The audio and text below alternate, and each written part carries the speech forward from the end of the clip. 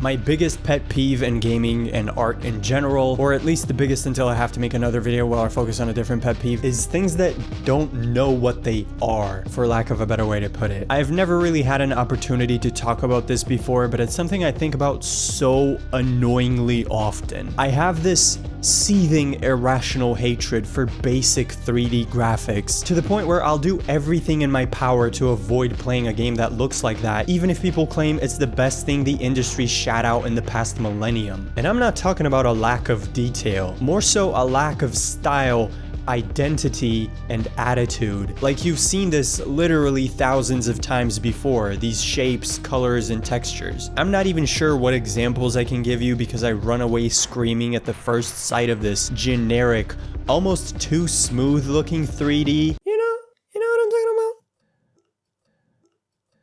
Waterworld. Oh, who said that? I didn't say anything, I promise! A huge number of indies choose to go with this style because, surprise, surprise, the assets are easy to model. But to me, style trumps everything, and this is the most mass-produced, soulless mobile game looking ass aesthetic out there. Now, don't get me wrong, there are good games that look like— yeah, of course, whatever. I used to work as a graphic designer, and one of the biggest lessons I've learned is the more polarizing, the better. Maybe not if you're designing corporate flyers, but the type of shit I enjoy, from fashion to music to art, always looks so much better on either end of the spectrum rather than just sitting comfortably in the middle. I'd rather spend time looking at a simplistic but stylized pixel art game that is actually saying something with its visuals than quote-unquote more advanced blobs of boring polygons floating in empty 3D space. Why am I going on this whole spiel?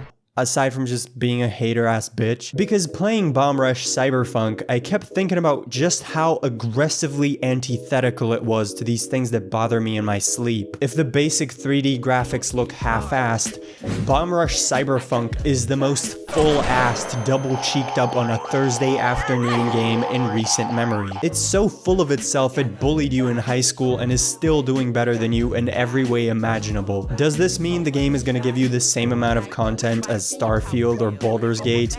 Hell no.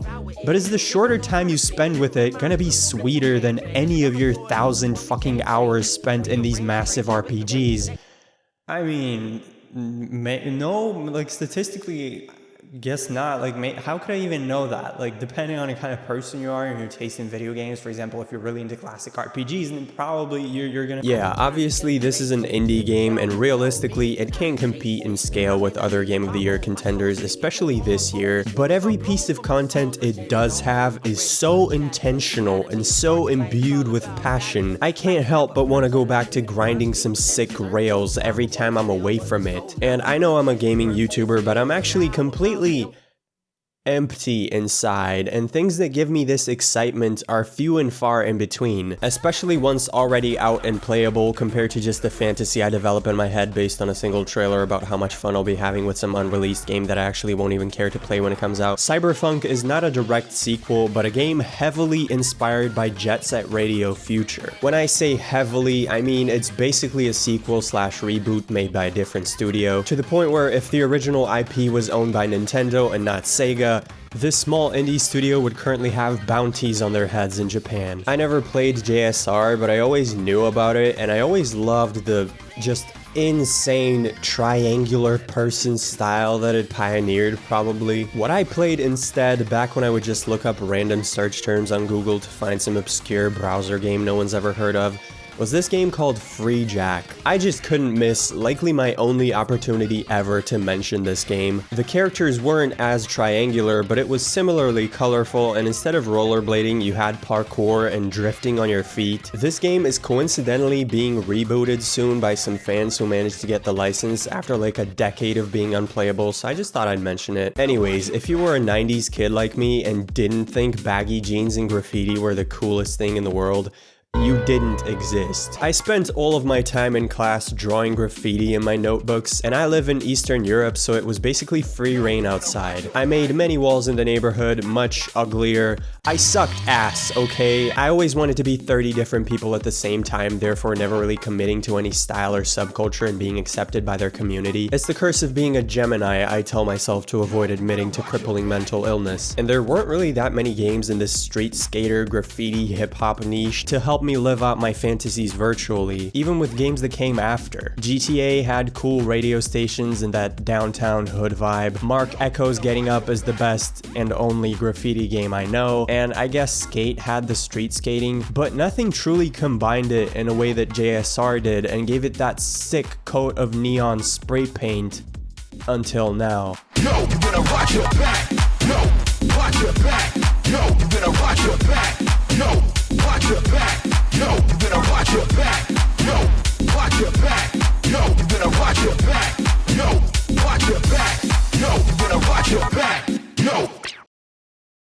I always wonder if my feeling that older games were more fun is a subjective bias due to nostalgia. Would I enjoy fucking Santa Claus in Trouble if I played it today for the first time? Who knows, you know what I mean? But I can tell you I seem to be completely immune to nostalgia bait. Retro pixel art with a CRT filter on top can look cool, but it doesn't trigger that hopeless yearning for a past long gone in my brain. To me, what's nostalgic about games is this weird liminal atmosphere a lot of them had. The sense of not knowing what games were or how they were made. Experiencing this type of media that most of the world had no idea about. Something that wasn't yet well known enough to be standardized, censored, or regulated. The feeling of not knowing what I was gonna get every time I inserted a new disc into my PC. And not in terms of story, graphics, or any other criteria we have for games now, but in terms of what new, bizarre, different way it played in, how it felt at its core. BRC proved to me that it's not just empty nostalgia. This way of designing games is just so fucking fun, plain and simple. This is a brand new game I have no previous attachment to. It plays exactly like it came out in 2005, and everything about it slaps. It didn't need a day one patch to be playable, never asked me to connect to parent company servers or download a launcher. It didn't smash my teeth in with cluttered, overwhelming UI, and never once made me think of monetization, like I'm doing to you now by mentioning my Patreon where you can go monetize me, your favorite gaming YouTuber. This is a game that exists on its own, something I can imagine burning to a CD and bringing over to a friend who still has a CD drive for some reason, which I could do, by the way, because the game is packed into a measly 1.5 gigabytes, meaning it doesn't require a dedicated storage facility to install like what seems to be the norm nowadays.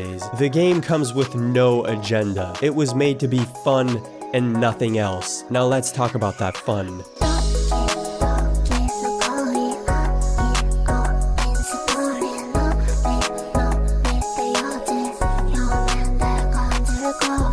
Finally, a video that won't require 30 man-hours to find barely audible background music for. You know that rare feeling of hearing a song for the first time and immediately loving it? That's the entire soundtrack for this game. Seriously, you cannot understate how much music carries these types of games. You can turn it off in-game and it feels like losing 50% of the game. These devs also made Lethal League, which had some pretty cool tracks, but everything they did there, they dialed up to 11 here. Knowledge is the only name I recognize, the rest are pretty much all real underground artists, with the exception of Hideki Naganuma, who worked on the Jet Set Radio soundtrack. Same goes for the art in the game. They held a contest where artists submitted their graffiti in their own unique styles, and a bunch made it into the game. The distinction I want to make here is that featuring real artists from the community makes the game feel so in touch with the culture it's representing, as opposed to when studios have their in-house design and music team adjust to their next genre. Everything this game does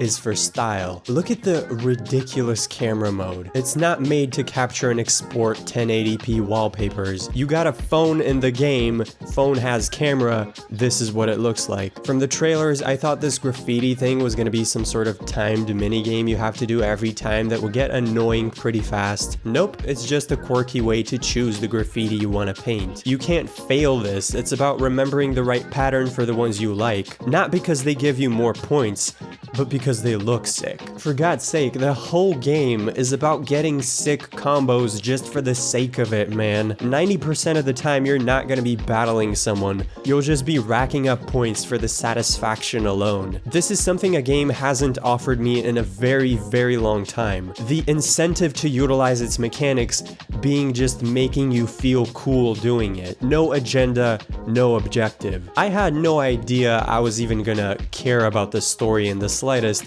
let alone love it as much as I did. The game doesn't care to make up rules to explain how it's possible that the main character's head gets cut off in the first half hour and is replaced by a mechanical one. It doesn't go into unnecessary detail that interrupts your flow. Shit feels like Saturday morning cartoons. It doesn't take itself seriously and is therefore free of all the bullshit constraints games love wrapping themselves in. It's just cool through and through. It uses all the right lingo. It makes the characters feel like a crew you'd do anything to hang out with. The cooler seniors you look up to as a freshman.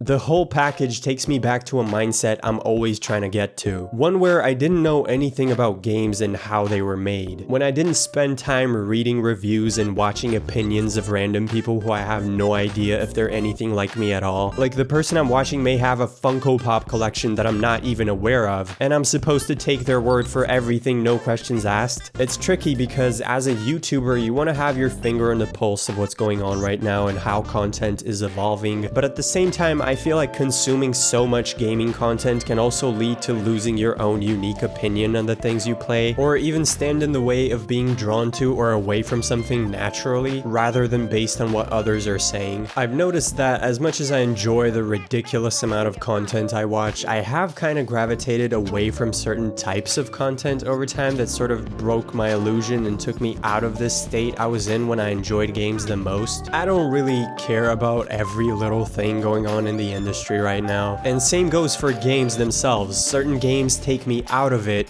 others throw me into it, and Bomb Rush Cyberfunk felt like a nice breath of fresh air. And don't you just love when a game that's already great also has lots of room to improve in the sequel? Expanded maps, even more verticality, better combat, and more dancing in whatever capacity. Just for me, I fucking love this shit. I can't even explain why. Please join my active budding Discord where I chat with the cool part of my audience every day about way too personal topics. YouTube is also not really treating my latest stuff all that great, so the Discord is also a place where I'll announce every new thing I did, whether it's a new video here or on the second channel, a stream on twitch.tv/chromerot, a new merch drop on chromerot.com, a new Patreon post on patreon.com/chromerot, or the new shit I took this morning.